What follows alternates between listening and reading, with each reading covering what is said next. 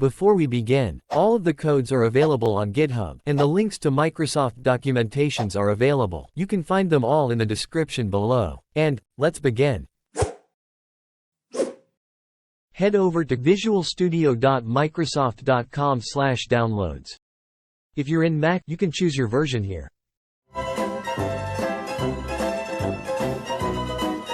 And for Linux, you can download and install your Visual Studio Code version here. I use Windows, so I'm going to click the community version. Choose the folder where you want to save it. I'll just put mine inside the downloads. Then click Save. Wait for the download to finish. And now, we can install it. That's about it. This Visual Studio installer is needed to save us from many hiccups of installing. Click Continue. Wait for a few minutes. Uncheck all of the things here. And look for .NET Desktop Development. And check it. Yours should be similar with the screenshot that is flashed right on your screens. Then click Install.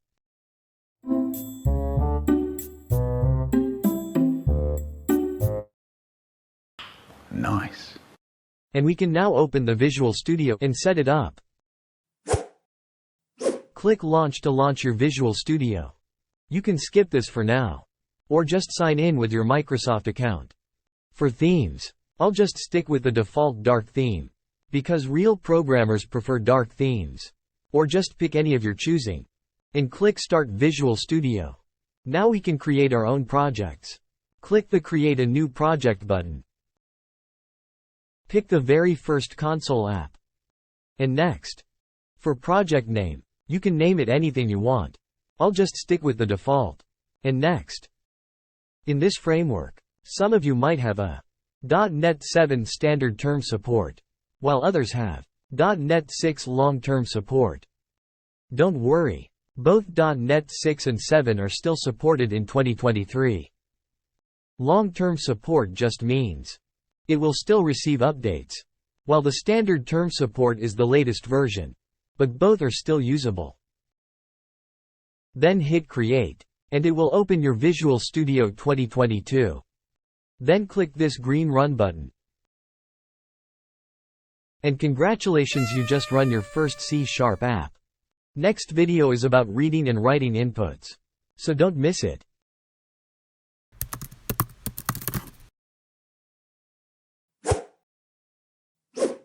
But before we code, let's first fix this font size problem. We can fix this issue by pressing Ctrl plus mouse wheel up or down to zoom in or zoom out. Or change the zoom through here. Or go to this Tools, Options, and Fonts and Colors. And look for the Show Settings for and then select the text editor.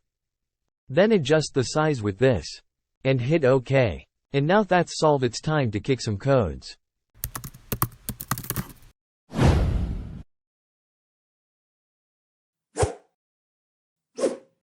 First off, let's delete all of this. So we can start with a blank page. And type in console.write, then don't forget the semicolon.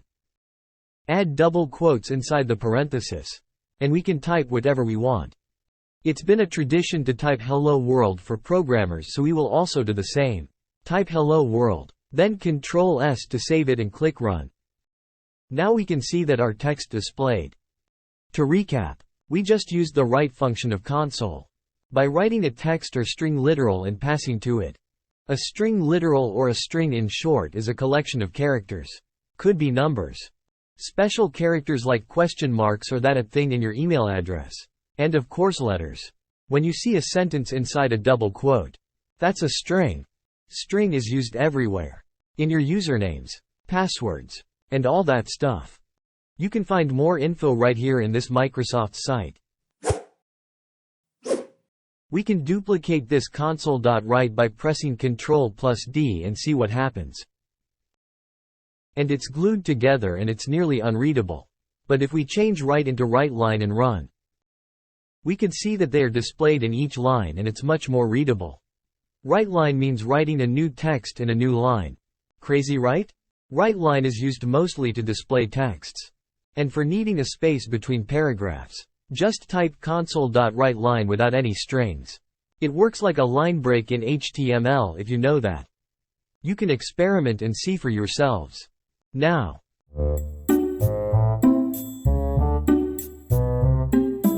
share your progress in the comments down below because sharing is caring. And next up is user input to console. Delete the second hello world and the empty console.writeLine and change the hello world into what's your name.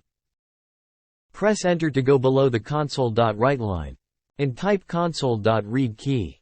Then hit run again. We can see that there's this thing flickering under the W. This means that we can now write in our consoles. Type your name and see what happens. We see that only the first letter was displayed. And why is that? Read key means that it can only hold one single character, or key. So, when we tried to type more than one character, only the first character is displayed. This is useful when we only want the user to type a single character. Like Y for a yes and N for a no. Or T for true and F for false. Or maybe, when you want the user to press 1 to confirm. Or press F to pay respects. A single character input only. Now delete all of this. And type a new console.writeLine with a what's your favorite color inside. And instead of read key, this time we will be using the read line. Then hit run again. We see that our favorite color is written. Read line on the other hand, takes the whole input of the user. It is useful when we want to have the user type a very long text like a name for example.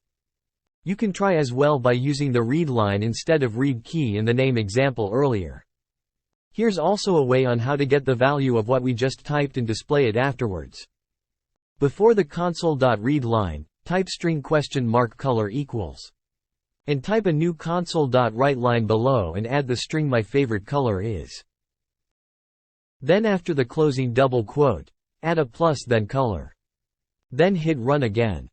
Now we can see that our color is also displayed after my favorite color is. To explain, we stored our color in a string. This string holds what we just typed. And then we called it in our new WriteLine to display it. If you're wondering what's this question mark means, it means nullable string and it can hold a null value. Check this site for more info. This is also an example of using a variable to store a value. More lessons on this after.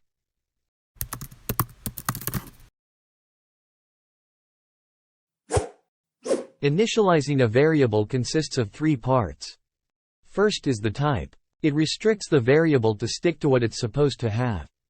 Like having whole numbers only. Without any decimals.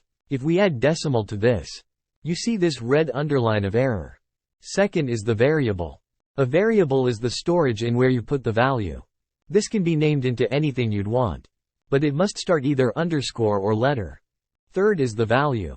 A value is the thing that is stored or initialized in a variable. And this equals sign is the assignment operator. It assigns the value to the variable. You can also remove this value. And still works fine. The variable will automatically store whatever default value the type is given. And here's the official site for the list of all default values. There are 8 important types in C# you typically use in your school or work. As mentioned in this last video, string is a data type of a bunch of characters. Like letters, numbers and anything inside 2 double quotes. It is treated as a non-numerical. So, string is not the right way to add numbers. In this example, if we try to add 2 ones inside double quotes, and we print it using console.writeLine, you could see that it is 11 and not 2. It just concatenated the 2 ones. Strings are used for recording data that doesn't change, and other things that don't require math like your ID number. Char, or char or character, whatever you wanna call it, is used to store a single character. You could think of char as a single piece from a string. And to note, strings is an array of characters. But one thing is that char's value must be enclosed inside a pair of single quotes. And if we try to call it, it is displayed just like string. Next up is int. Remember earlier when strings can't be added as numbers? Well, ints are just for that. They are numbers that are negative or positive or 0. You typically use ints when doing math with non-decimal values. Just like here. If we have two ints, a and b, and with a value of 1 in a, and 2 for b, and we print the result or the total, we get 3. Unlike previously with string. However, if you need a bajillion of a number, and int is not enough, there's a type called long. Long is an extended version of int. And you can store a number that has way more zeros in it. Also, both long and int cannot have a decimal point, so that's a good way to remember. Next up are the 3 decimal types: float, double, and decimal. Float is used to store numbers that has small decimals. Say put 12.99 here.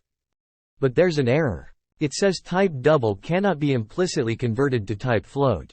Compiler is confused if we want to put a double digit here. But we want a float. So either we cast it close and open parenthesis float, or add f. This is called casting. And here's the site if you want to nerd it out. Let's add f because it's easier. An error's gone. Subtracting floats is also possible. Just type x equals 100.99f. And y 10f. Then put the result in float difference. And we print it using console.writeLine. Then hit run again. Here you go. We got 90.99 displayed. You can also subtract float to int by changing this float y into int y. Copy-paste the small decimal. Remove the f suffix, and change the value into. See, there's an error. Because it's too big. Change the float into double, and rename it to mid-decimal. See, that's now fixed. That's how double works. Doubles are the more precise version of floats, and it can hold way more decimals and zeros. Copy-paste the mid-decimal here. Add 0, then double the decimals by copy-pasting it again. And print it. See, the value is rounded off. Change the double into decimal. And add m. Gonna rename this to big decimal. Now the entire decimals are printed. Decimal is the most precise among the 3. Often used to store your money and such because of its precision. Next up, Boolean. Boolean. Boolean is a type for true or false. You use it to answer a question only answerable by a yes or no. So, if we put 1 to it, there's an error. Same with a string, or char. Booleans are used in conditions, and always partnered with if-else, and loops, which we will cover later.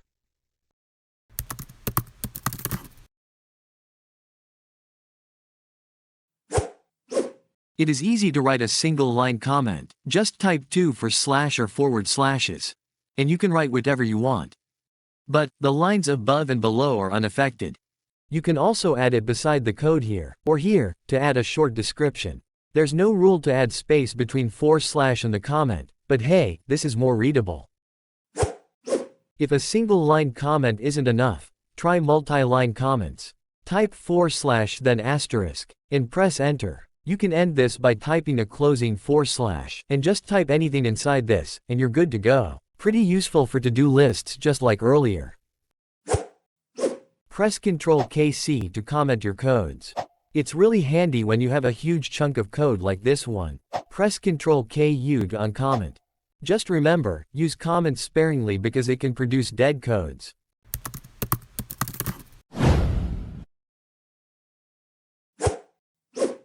If statements allows us to add decisions to our codes. If consists of if, a pair of parentheses and a condition inside, and curly brackets, with codes inside that will run when the condition is true. Let's see this example. We ask the user's age. And if the age is greater than 18, it will display you're an adult. But if the above condition is false, you're an adult will not be displayed. We can also add an else here. And let's display that you're still a kid instead of displaying nothing. And when we run this and input 12, we can see that you're still a kid is displayed. This else always runs whenever the conditions above aren't met. We can also insert another condition here, by using an else if, between this if and else blocks. Type else if in a pair of parentheses. And put in here if the user's age is greater than 12. Then we could display that the user is a teen. When we run this and type 14, it says you're a teen. Awesome. Both if and else if can be duplicated many times you want. Let's try to duplicate this else if, and change its condition and message. Now we can run and try this code. You can try as well with your own conditions and message. Nesting if statement is also possible. We can add inside this if statement a new one. With this example, first it will run the outside if statement. Then if the condition is met, it will run the new nested if statement. And here's a secret. The conditions you see inside the if statements are all booleans. Since a condition is answerable by true or false. And there are other operators you can use aside from the greater than. Like less than that you can read in this documentation.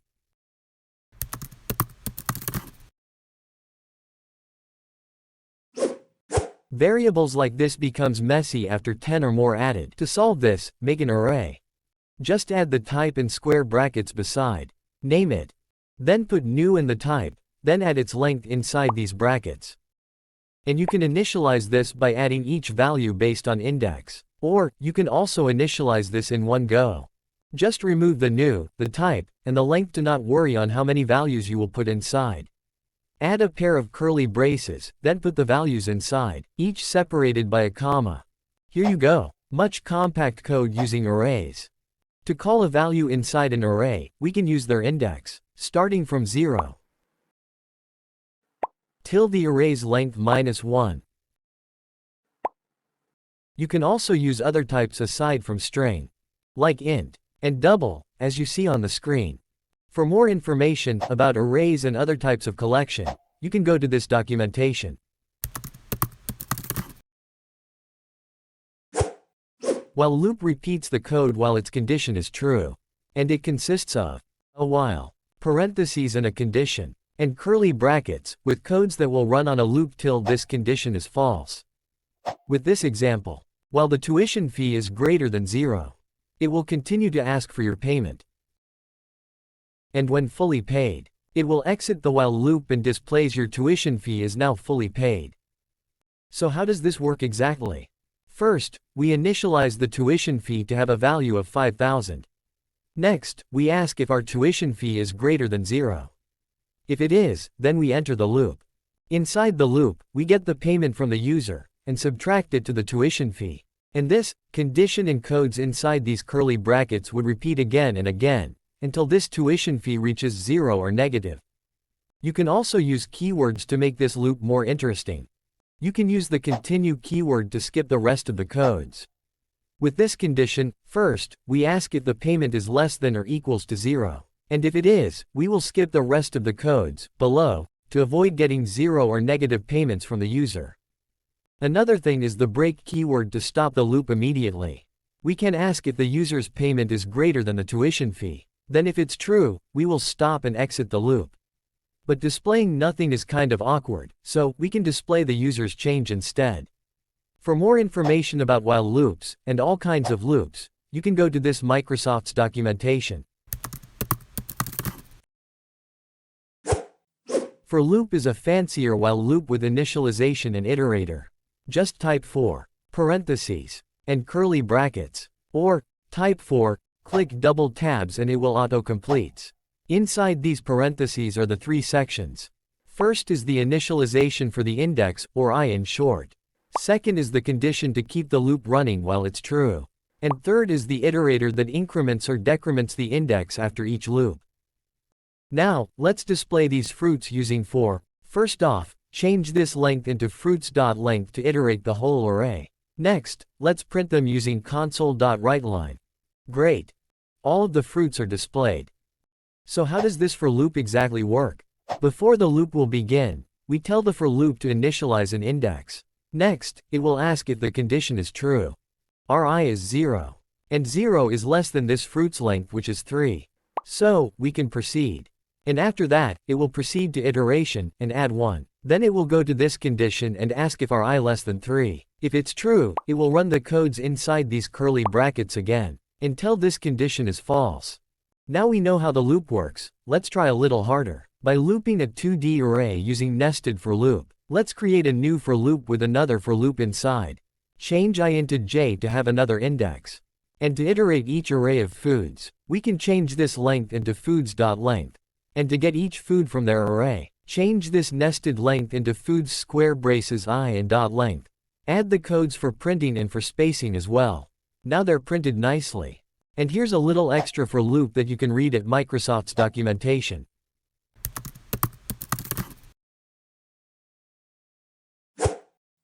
A method is a block of code that we can use many times we want. And here's how we do it. Type static void and its method name, you can name this to anything. And then put the codes for displaying hi mom inside the curly brackets. Then we can call it inside our main. And when we run this, we get our hi mom displayed. But how about if we want to display hi dad also? We can add a string parameter here called name. And change the string inside the console.write line into this new one. Then we can put our strings inside each of these parentheses. And when we run this, we get our hi mom and hi dad also. We use void for methods that don't return a value. But what if we want to return a value? We can use a return type instead. For example, to solve the square of these numbers, we type static int, our method name, parentheses, and then curly brackets. And to pass a value, we'll add an int parameter here called amount. Then type return and the formula for getting the square. Now we can get any number's square using this method. Here's also the Microsoft's documentation if you want to learn more about methods. To create a cat class, type the class, and then our class name, and a pair of curly brackets. Now, we can add a string field to give name for our cats, and also, method to make our cats do something, like eat. That displays our cat is hungry if our food is empty, and else, our cat is eating something. And this class is simply a blueprint for creating objects. And these objects are instances of a class that can hold fields or attributes, and methods, or the things that our objects can do. With that said, we can now create a new object called cat1 and give it a name called Garfield. And of course, make our Garfield eat a lasagna. And when we run this, it displays Garfield eats lasagna. We can also duplicate this code to make another cat object, change the cat1 into cat2. And change this name into Tom, while deleting this lasagna. Now, we could see that only Tom is hungry. As you can see, each of these objects can have their own fields, and ways to interact with their own methods. And here's quick tip to make our classes organized. Head to Solutions Explorer, right-click the console, select Add, and then pick the class. In pop-up window, let's rename it into cat.cs, and click Add. Delete all these texts, and cut-paste the cat class here. And that's it. It works just like before. And that's how we make a class, and turn it into our very first object-oriented programming. If you want to read those, or check this tutorial's codes, link in the description. This is the end of the How to C# for Beginners. Congratulations for making it this far, and thank you so much for watching and following the whole series. If you miss anything, here's the whole playlist of it. And if you find this video interesting or informative, please consider liking or subscribing for more coding tutorials. Happy coding everyone!